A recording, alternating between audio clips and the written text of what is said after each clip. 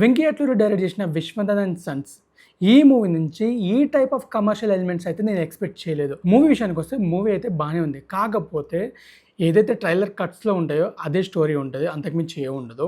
Movie ఏదన్నా కొత్తగా try చేస్తాడు.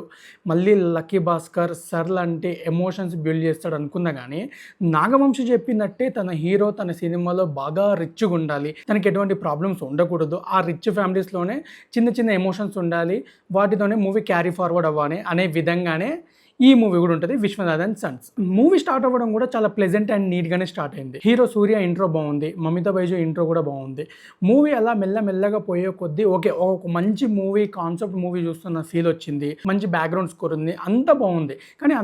కానీ తేడా ఎక్కడ కొట్టిందిరా అంటే, ఎప్పుడైతే హీరోయిన్ టచ్ చేసిన తర్వాత ఫైట్ వస్తుందో, ఫైట్ తర్వాత ఏమంటే సాంగ్ వస్తుందో అక్కడ కమర్షియల్ ఎలిమెంట్ వస్తుంది.